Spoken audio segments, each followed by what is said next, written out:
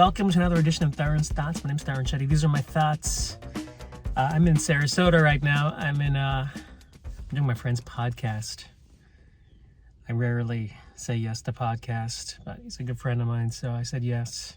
I feel like negative when I go on these podcasts because they ask me like questions about my past, and I start going on these stupid rants.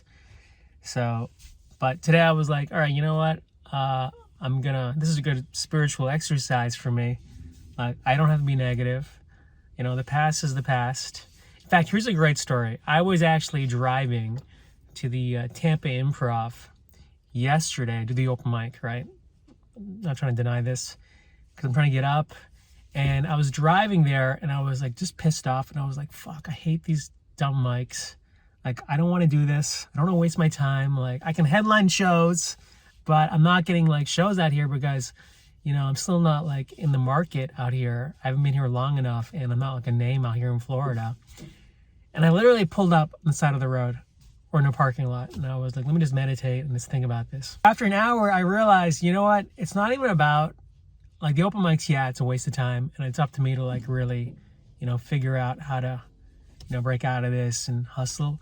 But I mentioned this before. It's about being the best version of myself. Like, I got friends in LA and some of them don't get any more spots at the Comedy Store. You know, they don't get any more spots at the Laugh Factory. And I was texting them and I was like, you know what?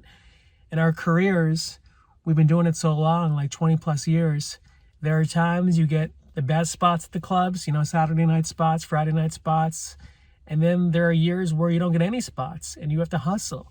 And you have to keep trying to be the best version of yourself within the parameters, you know, and you go through ebb and flows, especially these bookers. Like, they come and go. Trust me when I say this.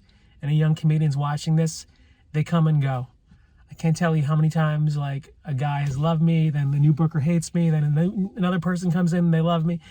It's ridiculous. But the one thing which people cannot control is, you know, the work that you put into yourself.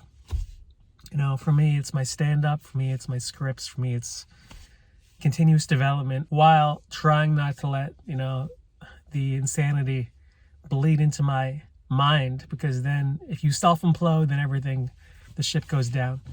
So I have not performed once this week. I took a step back. I was like, I need to just step back and just reevaluate what the hell I'm doing.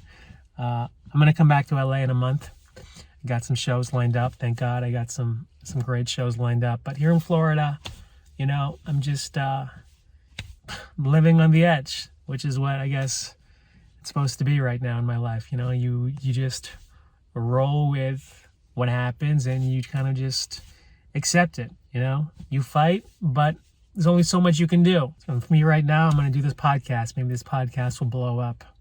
I was watching this with my mom yesterday.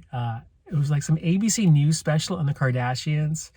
And these girls were so calculated, especially Kim Kardashian, the way she used reality TV to get herself out there, to like position herself next to Paris Hilton.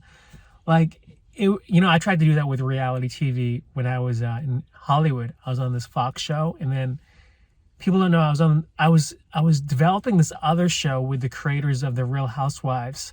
You know, they were making this show about Indians in Hollywood, and I was one of the Indian guys, you know, in the show. And I was going to be like, do myself and Bobby Khan. And unfortunately, there was some other Indian show on Bravo, which came out. And so the whole thing went to pieces, you know. But, you know, the power of television to get yourself out there, to create a brand for yourself, it's so important, you know.